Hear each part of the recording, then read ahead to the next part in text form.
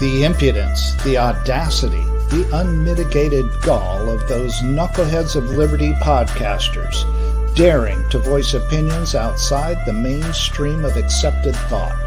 Listen if you dare. It's angry, it's funny, it's even sometimes sad, but it's always based on freedom and justice, as you will see. Here's our host, Jason McPhee. Welcome to the Knuckleheads of Liberty. We're coming at you on January 30th, 2023. Politics always crazy, and, race just, we can't ever seem to get away from race. And that's because people keep shoving that into, they want to keep on doing policy and everything else. So we're going to focus on that and some of the craziness coming out of California. But before we do that, let me introduce you to our panel. In our upper left-hand corner, we have Leon, the word Brathwaite, last word in Liberty. He is a retired engineer in the state of California. Upper right-hand corner, we have our screaming eagle of freedom, Tim Everett. He is a pilot in the state of California. My name is Jason McPhee, and I'll be your host. So let's jump right into it. I tell you, it seems like, this focus on race is just a race to drive people out of California and some of these other states that do that so much. And right now, they want to focus on reparations in California, which, of all the different problems that we have, the idea of focusing on reparations that focuses on slavery and impacts of slavery when California wasn't even a slave state. This is beyond me. I mean, talk about the ultimate virtue signal, right? I think there's a lot of other states that might get a little more benefit out of being able to show that, yes, we had slavery and we need to pay for that or whatever. Here in California, we want to jump ahead to say we didn't have it, but we want to pay for it too.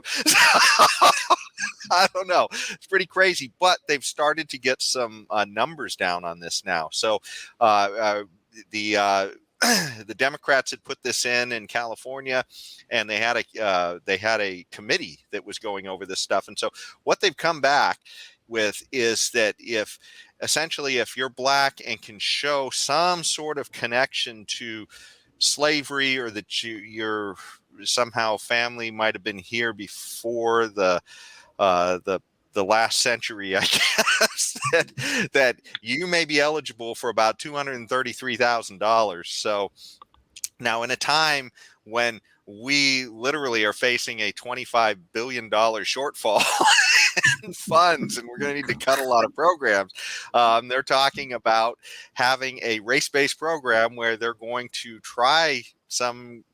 I don't even know how the metric will work. I mean, will they just check your skin color? Will they somehow force you to show documentation that your family somehow was impacted by slavery? I'm not even sure, but this is sort of what they've come up with here in California. And there's been, and this raises some other questions too. I mean, they want to make sure that nobody who's white can somehow qualify. So this is called the Elizabeth Warren screen. They don't want anybody who just says that they identify as black to be able to get this money. So they've suddenly become very cautious with the government purse now, which just isn't the norm, for Democrats. Fortunately, there's at least a few sources out there that are skeptical of this, but not Gavin though. He's full steam ahead. So, what do you guys think about this? This just all sounds absolutely nuts. I'm going to let the potential recipient go first. I'm not a potential recipient. If you look at the criteria, well, maybe I could identify certain things, and maybe it will make me a recipient. But since the time of slavery, the Democratic Party and Democrats have been living on the backs of black people, and they are to this day. Okay, to this very same day.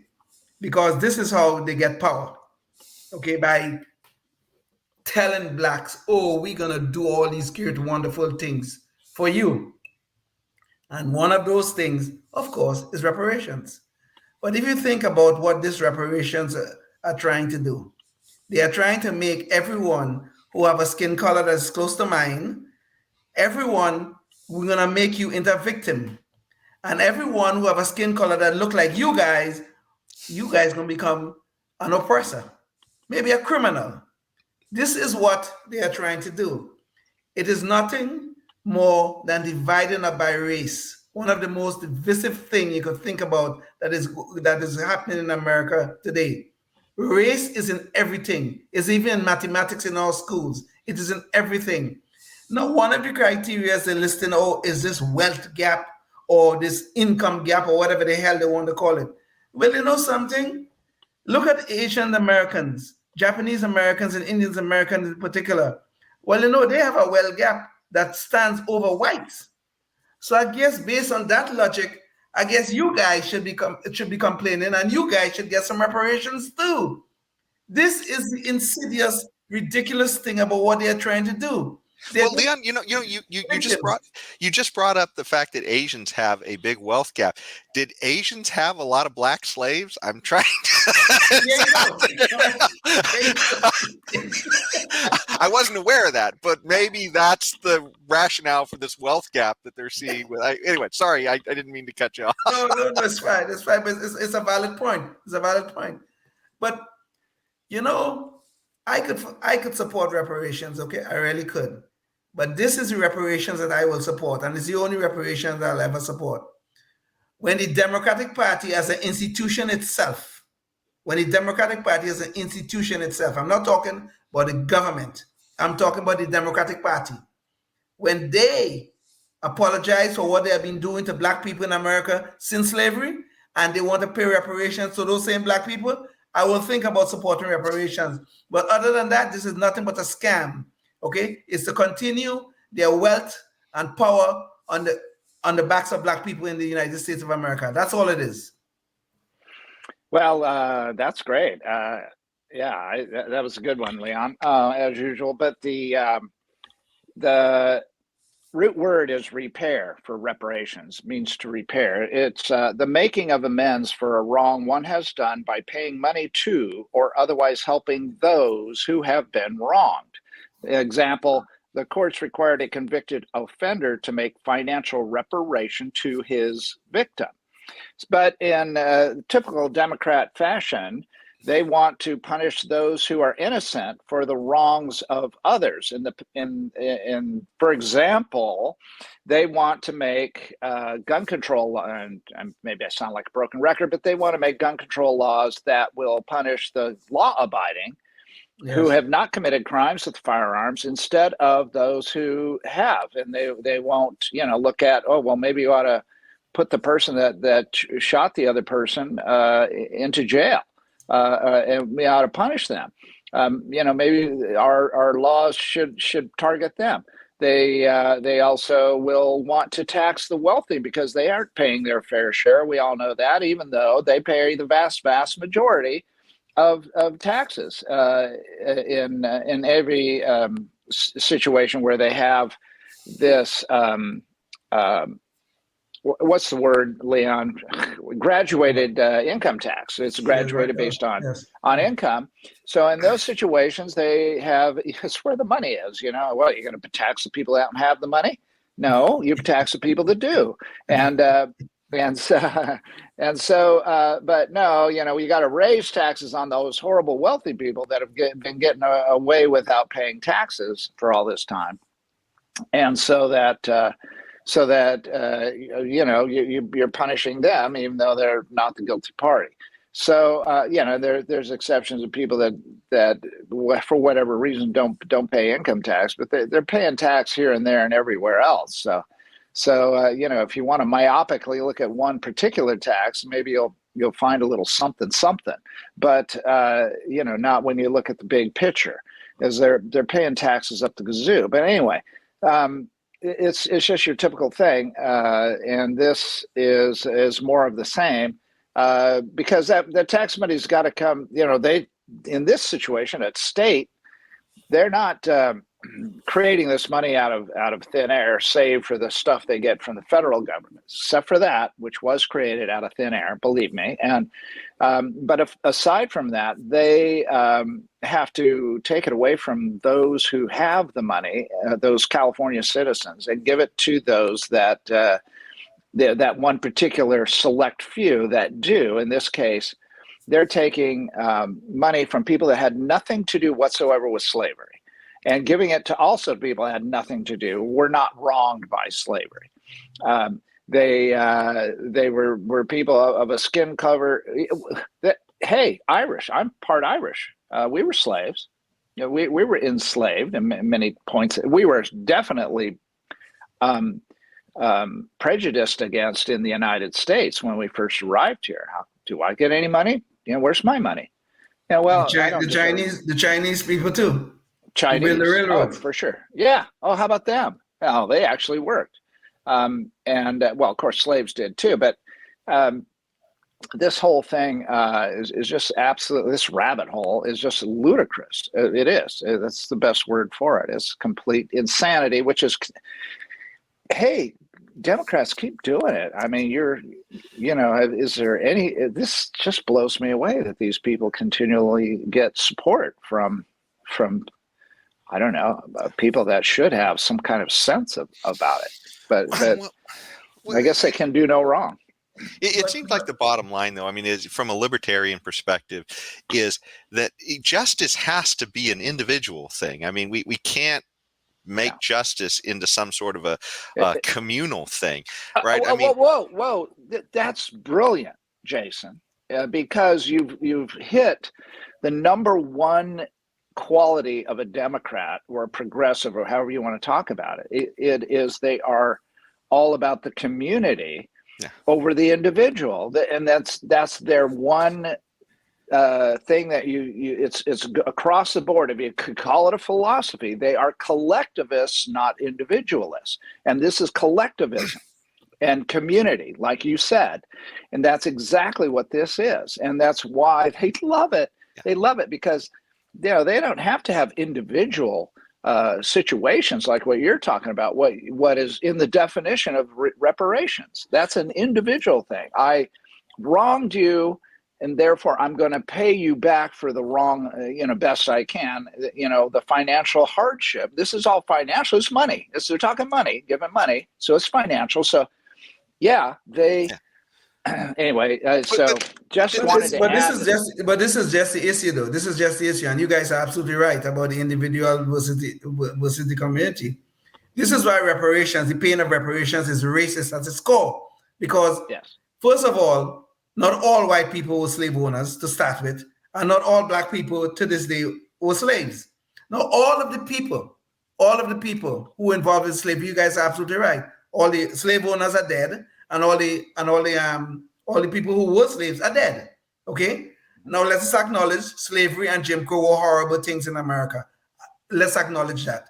But the fact of the matter is this intergenerational thing where people are now victims just because of their skin color, and people intergenerationally, people who are white, they are certainly become criminals just because some people who had the same skin color of them as them who were slave owners back in the past.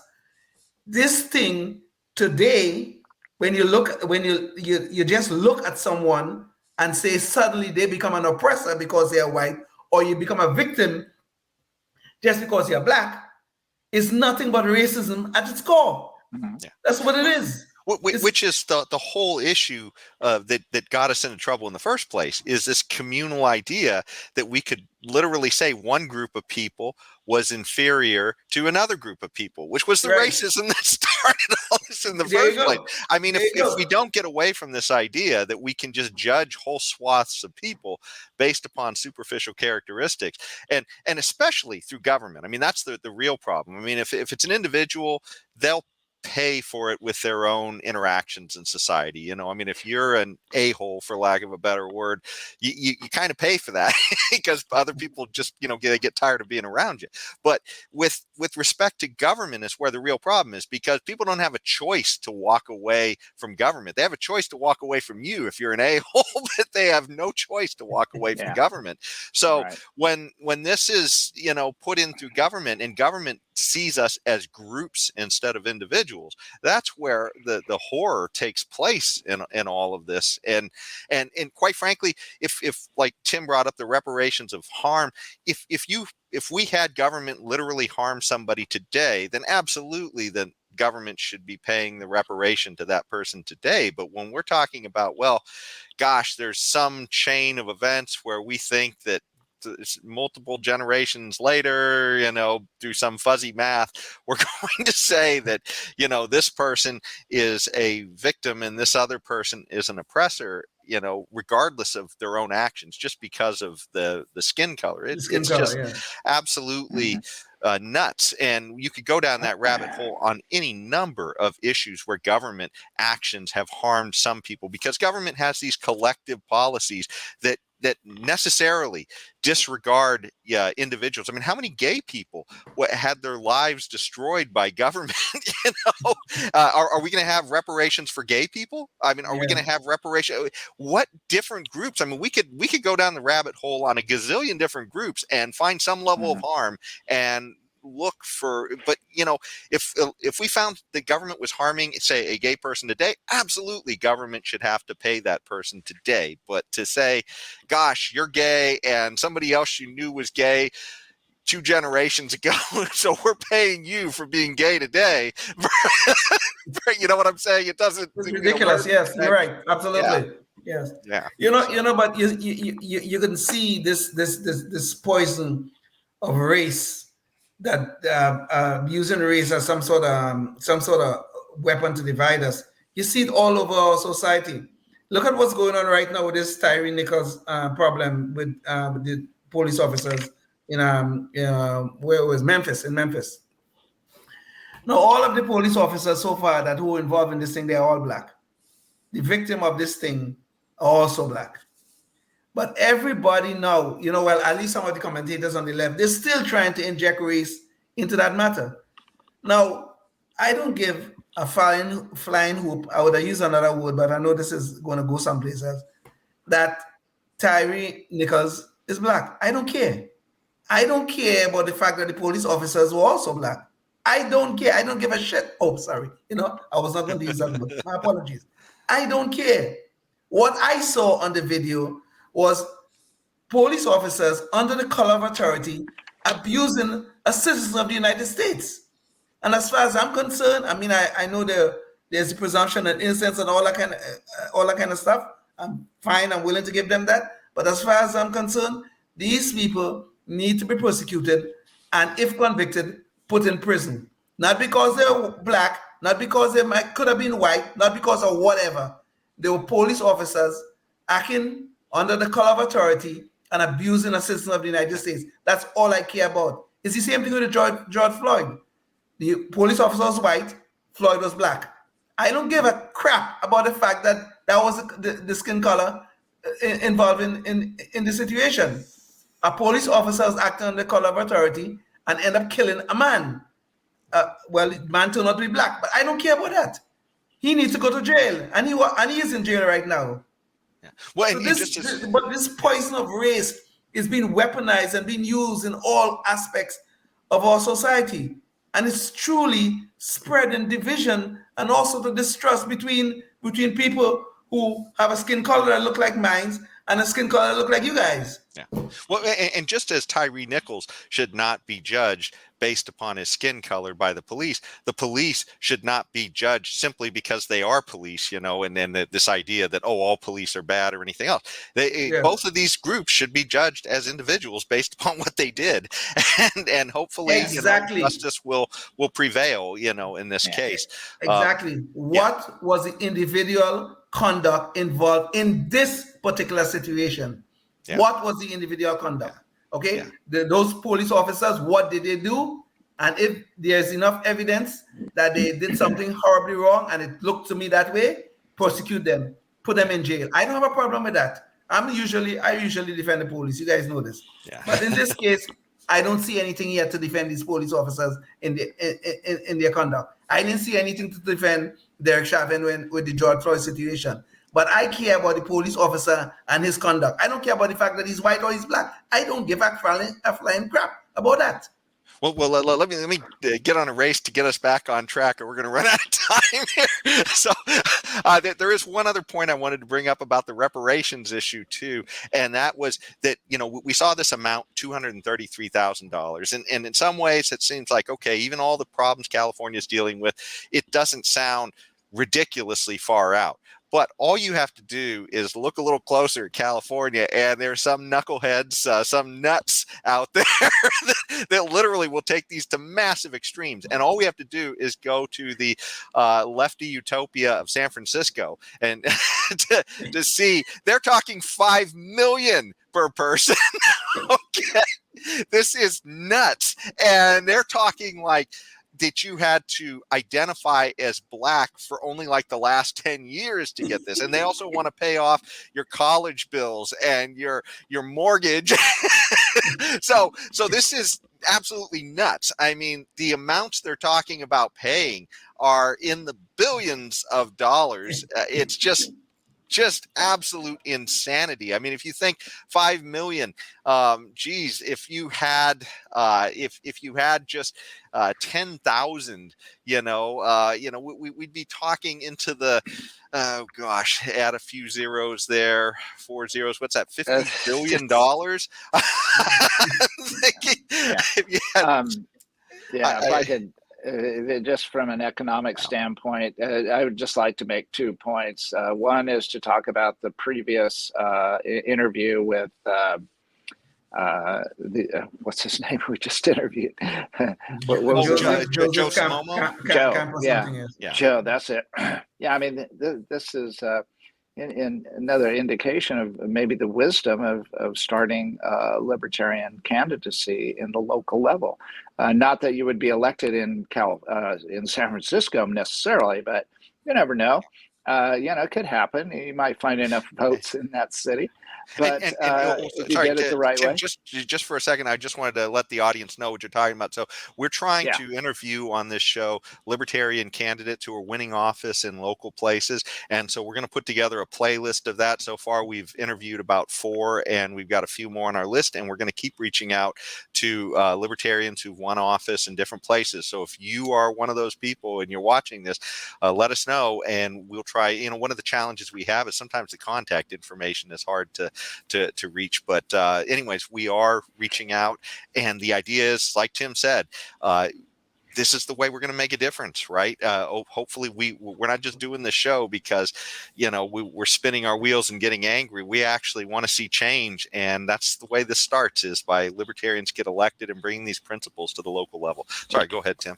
Okay, and then the second point, besides maybe being the only sane person in a room, being the libertarian of in a city council or something, but the other one is that economically, if San Francisco does this, I think it'd be the coolest thing to watch from the sidelines. A complete, it's kind of like watching Fargo, the movie, where you watch the guy that was compiling this fake kidnapping of his wife for bilking his father-in-law out of I don't know, a couple $100,000. Just to watch it is like watching a movie like that. Just watch the whole thing fall apart. And so we would watch this city just completely economically kill itself off, which is what they deserve. If they want to do this, go for it, baby cakes, and let's see what happens. In 10 years from now, or 5 years, or even 2 years, if they actually pass this thing. Oh my God! I'm just getting the popcorn popped right now just to watch this thing.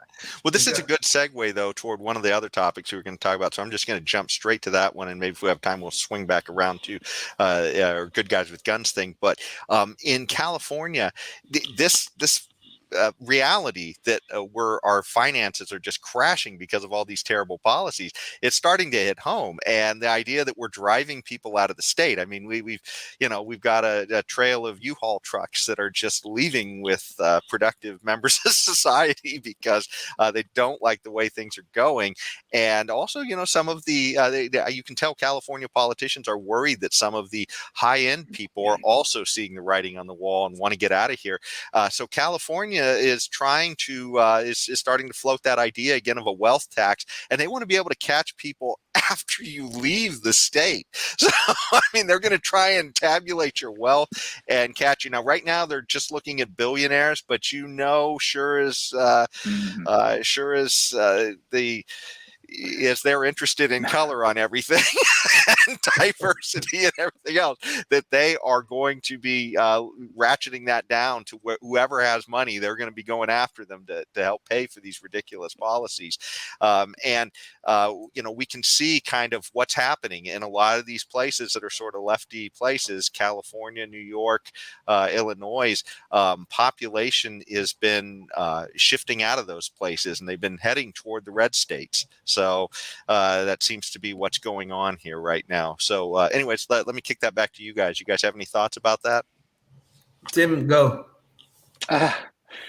Oh man, I don't know how this would fly, but I can see a Supreme Court ruling in this, and wow, gee whiz. Yeah, I mean, if there's any way that California can keep people from moving there that are wealthy, knowing that, I don't even know if they can how they can legally do this. I don't know. I don't know enough about taxes. I have to ask my son, the CPA, what he thinks. But I just, long term, this would dissuade people from moving here that have wealth, because they would know that, hey, even if I move out, they'll still come looking for me to tax the so-called wealth at whatever definition of wealth there is, and we'll see.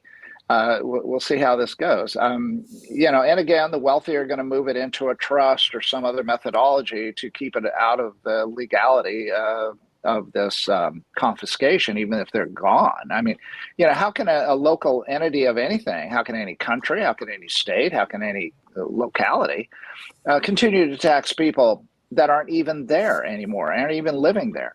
How that happens, how that goes against jurisprudence regarding taxation over the years and centuries, I have no idea. It's just mind-boggling. It's like, what else are they going to come up with? So, Leon, what do you think? Well, just think about if this thing was constitutional, okay? If this proposal was constitutional, just think about what would happen. Every state in the union then could reach into the pockets of somebody who once lived in their state. Yeah. Every state in the union. As a matter of fact, every city could potentially do this, because then if I was once living in, say, in Sacramento, which I did at one time, I was living in Sacramento, they could reach into my pocket, Sacramento, whenever they pass a little tax or anything, they could reach in my pocket and say, well, we could send a wealth tax for you, or blah, blah, blah, and you're supposed to pay it. Think about the chaos that is going to cause, okay? So this thing is both illegal and unconstitutional, okay? And I think the Supreme Court will have to tell these idiots that, okay? Because I'm not even a lawyer. I only pretend to play one on TV when I am on TV. Even I could figure out how unconstitutional this thing is. I think how would you argue it, the unconstitutionality of it? The interstate commerce clause to start with prohibits one state from interfering in the business of another state. It prohibits that. Okay. So if I'm now in California, fine. California wants to do its garbage that they do to us, fine. They can do that. I choose to live here. But if I move to Arizona, they cannot then say, well, even though, because you were formerly a resident of the state, I still have power to tax you. The interstate commerce clause forbids that. Okay. I'm sure, and there's all kind of due process clauses and all kind of stuff that could play in here. Now, I'm not a lawyer, so I don't know all the ins and outs of this thing and stuff like that. But I am positive this thing is unconstitutional. I'm sure about it. Okay. Well, this has got me good and triggered. Do you guys think we can run through real quick, good guys with guns? Yes. Let's try rapid fire here. It's been a long time, yes. Wow, I gotta pull this up here, and this is back in August of last year, so not too long ago. And this happened in Colorado Springs, Colorado. Guy named Ken Malden. This is out in the wilderness.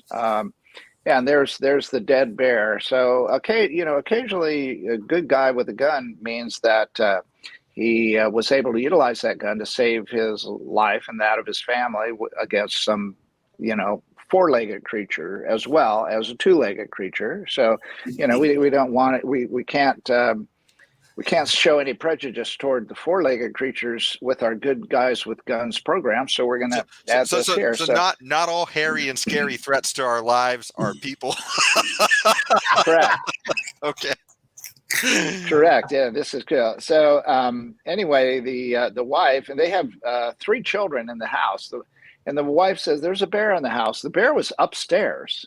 It was upstairs, and it weighed about 400 pounds. They had to winch it down up into the truck there. They were using a winch to get that bear quite relaxed. So the husband and father of the children utilized his .40 caliber pistol and shot the bear once, and then the bear continued closing, and so the husband continued shooting and emptied the gun into the bear, and it crashed through his banister down the stairs, fell down the stairs, and was breathing and everything. And the people from animal control came out and said, "I deal with bears a lot, and I'd say this is a big bear." And so, it goes on to say, I have to paraphrase it, it's one of our longest articles we've ever had. You can read it there on the link. And they're very smart. So this bear had let itself in. They had an unlocked door, and it simply used the door handle to let itself in to the house. The bears are smart. And so it let itself in through the unlocked door. They didn't know about it. I don't know if the bear closed the door behind it, but anyway, it came in. And this is August, so they probably didn't notice any temperature change. And so seeking food, and it was looking for the animal food. And when it was upstairs there, it was moving the bag of animal food around, dog food or something. So anyway, so the homeowner was very sorry that he had to shoot the bear. He didn't want to have to do that. But I think under the circumstances, it looks like a justifiable shoot. Well, and there we are. Long story short, I guess it's one of those things where that gun can come in for home defense in a lot of ways we don't anticipate. And this was one of them. So. Yeah, and even a handgun, even a handgun against a bear. I mean, that's it's not the ideal one. I bet he'd rather have his shotgun, but nonetheless, he got the job done, saved his family, and unfortunately, he had to kill the bear. But what are you going to do? Yeah. Okay. Well, I think it's about time for our Knucklehead Noise Patrol. And I think we have our sound effect this time. Maybe we can do. I don't hear it, but there it goes. But anyways, we've been talking about race a lot, and that brings us back to our, I guess, the usual suspect on our Knucklehead Noise Patrol, which is Joe Biden. And he had a few ridiculous things he did on race. So one, he was talking in one case where he was at a black church. And, that's the way he phrased it anyways. I mean, when I go to a church, I don't think, is this a white church or a black church? But when Joe Biden goes to church, that's the way he sees it. And maybe we could get that clip up here of Joe Biden talking about going to church. I may be a practicing Catholic. We used to go to 7:30 Mass every morning in high school and then in college before I went to the black church. Not a joke. Andy knows it. Right? It's not a joke. That's how Joe Biden characterizes his church. It's either a white church or a black church. Oh, gosh. Yeah, it's kind of sad that some people see it that way, but that's the way our current leader sees it. And even more to the point, I believe it's on the same day or one day apart. He was celebrating Martin Luther King Day, and so he was at, I believe it was Al Sharpton's organization, to honor some of the relatives of the King family, and so he was. there he realized it was, I guess, Andrea Walter King's birthday, her 49th birthday. Yeah. And so he decided, well, we got to sing happy birthday. And let's show you how it went. And his birthday today? Well, look, my wife has a rule in her family. When somebody's birthday, you sing happy birthday. You ready? Happy birthday to you. Happy birthday to you. Happy birthday, dear Valen. Happy birthday. So I don't know. Joe has a rule in his family. They sing happy birthday. I have a rule in my family. If we sing happy birthday, we know whose name it is. Yes. Exactly. Now, maybe for Joe, it was like, they all look alike. I don't know. In Joe's mind, what's going on here? Right? Well, in Joe's defense, it was his wife's rule in the family. Yeah, not his own. That's true. But Joe spontaneously decided to sing that up there, and he just happy birthday, dear blah blah blah blah blah. you know these Democrat politicians, they're really great.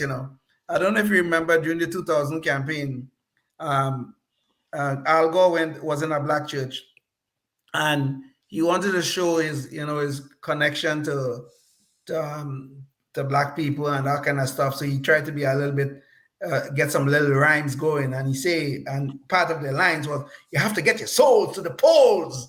That was Al Gore in 2000. Every 2 years or every 4 years, whether it's a presidential or it's a congressional thing, these Democrats, they go to, especially white liberal Democrats, they go to these black churches and make all these promises. They promise them the world and everything, but all they want is a vote. That is the only thing they care about, is a vote. They don't care about anything else. They don't care about the crappy education that black kids are getting in America. They don't care about that. They don't care about the crime in their neighborhoods. They don't care about that. They pretend that they care, but they don't care about that. They don't care about any of the social standards or living that they have. They don't care about that. The only thing they care about is on the day of the election, or prior to, if you have mail-in ballots or whatever. The only thing they care about is get your souls to the polls, so we white liberal Democrats could come back and take care of you, which they have been doing very well since slavery. They've really been taking care of black people. Whoa, God, thank God they've been taking care of us, because I would hate to have seen what would happen if they won't. Yeah. Wow.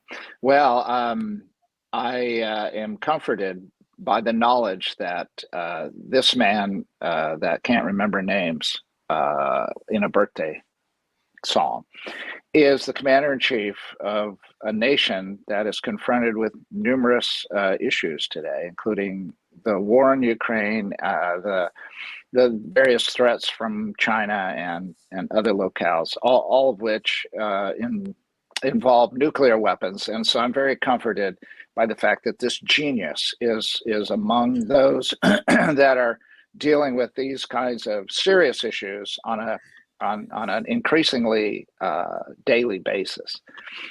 That's all I have to say about that. I'm just really comforted. So I guess what Tim is saying, that we should give Poor Joe a break, okay? the man is in serious cognitive decline. The man can't remember whose name he's wishing happy birthday. The man probably, maybe one day, God forbid, he might get up one morning and decide to send some nuclear weapons into Canada. Who the hell knows? We're not sure. So we should give the man a break, because his cognitive abilities are not all here. Well, I don't know that that's exactly what I was thinking, but I just find it hysterical that he wants to virtue signal on race, and then he can't even take the time to know whoever it is as an individual. He only sees them as their race, so he can't remember the name when he's singing the birthday song. Which is just the point. It is always virtue signaling from these people. Always. Yeah. Virtue signaling. You're absolutely right, Jason. I totally agree with you. It is always that. Yeah. I'm actually impressed that he remembered the rest of the words of the song.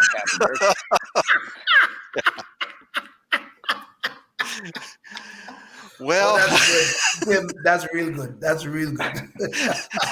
I'm impressed that our country's still standing after 2 years of it. Oh, yeah. Especially considering what's going on with Russia. Yeah, and my opinion on that.